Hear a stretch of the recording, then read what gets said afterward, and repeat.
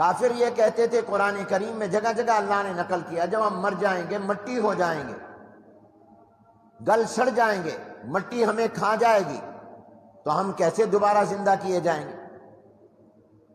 دوبارہ کیسے ہم پھر انسان بنیں گے اور پیدا ہو جائیں گے؟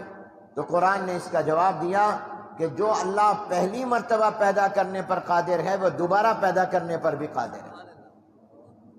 کسی چیز کو پہلی مرتبہ بنانا مشکل ہوتا ہے، دوسری مرتبہ مشکل نہیں ہوتا، پھر تو نمونہ سامنے آ جاتا ہے، تجربہ بھی ہوتا ہے۔ تو اللہ تعالیٰ کو تو اس کی ضرورت ہی نہیں، اس کی تو طاقت اور قدرت ہی بہت۔ جو اللہ پہلی مرتبہ انسان کو پیدا کر سکتا ہے وہ دوبارہ بھی پیدا کر سکتا ہے۔ تو یہ عقیدہ بھی رکھے کہ ہم نے قبروں سے اٹھنا ہے، یہ نہیں کہ مرے مٹی ہو گئے، نہیں، اس مٹی سے ہم دوبارہ اٹھائے جائیں۔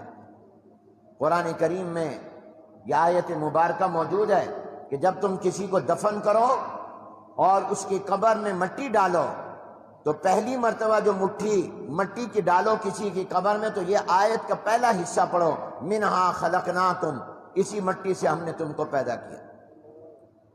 پھر دوبارہ مٹی کی مٹھی لو، اپنے ہاتھ میں مٹی لے کر قبر میں ڈالو تو پڑھو وفیہا نعیدکم، اسی میں آج ہم تمہیں دوبارہ بھیج رہے ہیں۔ پھر تیسری مرتبہ مٹی ڈالو، یہ سنت طریقہ ہے، ومنہا نخرجکم تارۃ اخری، تیسری مرتبہ میں یہ آیت پڑھو، یہ حصہ پڑھو کہ اسی سے ہم تمہیں دوبارہ نکالیں گے۔ انسان کا جسم مٹی سے بنا ہے، مٹی سے آیا، جسم مٹی میں چلا گیا، اسی مٹی میں رہے گا، پھر اسی مٹی سے اٹھے گا، یہ مٹی نہیں ہوگا، مٹی سے اٹھے گا۔ اللہ پھر اس کو زندہ کرے گا، پھر اس کو نکالے گا اللہ تعالیٰ۔ روح اوپر سے آئی تھی، اوپر چلی گئی، جسم زمین اور مٹی سے آیا تھا، وہاں چلا گیا۔ تو یہ عقیدہ ہر مسلمان کا ہونا چاہیے کہ میں نے ایک نہ ایک دن مرنا بھی ہے، اور مرنے کے بعد قبر میں جانا ہے۔ جب تک میرا اللہ مجھے قبر میں رکھیں گے میں قبر میں رہوں گا، پھر میں نے قبر سے اٹھنا بھی ہے اور میدان معاشر میں اور قیامت میں بھی جانا ہے،